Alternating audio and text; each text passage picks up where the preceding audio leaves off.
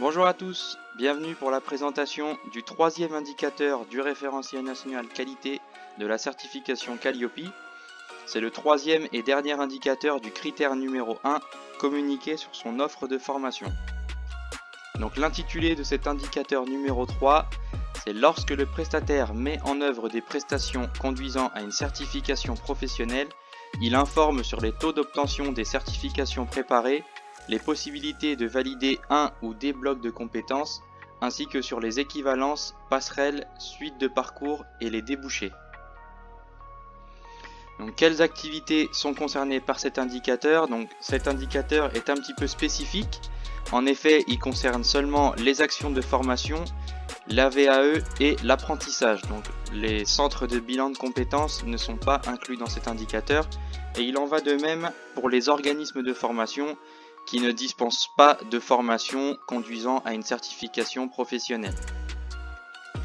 Alors nos conseils par rapport à cet indicateur, donc comme pour le tout premier indicateur, il ne faut pas hésiter à ajouter ces informations sur la fiche descriptive de votre formation afin de pouvoir centraliser toutes ces données sur un seul et même document, donc qui sera plus lisible pour l'auditeur et pour les clients.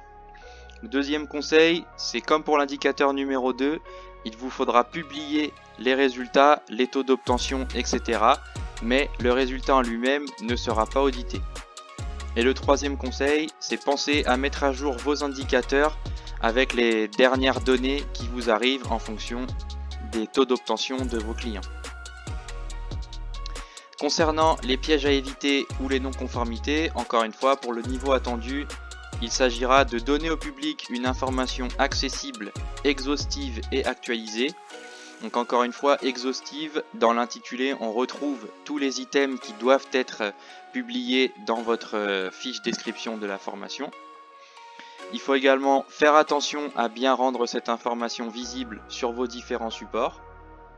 Et enfin, par rapport aux non-conformités, donc la non-conformité sera caractérisée par une information partiellement accessible ou par l'absence de certains items dans la communication du prestataire. Les points clés à retenir pour cet indicateur, c'est de bien penser à utiliser vos indicateurs de satisfaction et de taux d'obtention pour pouvoir améliorer votre formation et prouver à l'auditeur que vous vous inscrivez dans une démarche de qualité.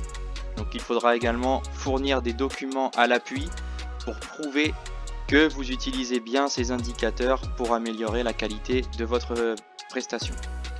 Et enfin, le deuxième point à retenir, c'est de bien mettre à jour les résultats et de les publier sur vos différents supports de communication. Voilà pour cet indicateur numéro 3 du référentiel national. On se retrouvera pour le critère numéro 2 lors de la prochaine vidéo. À très vite!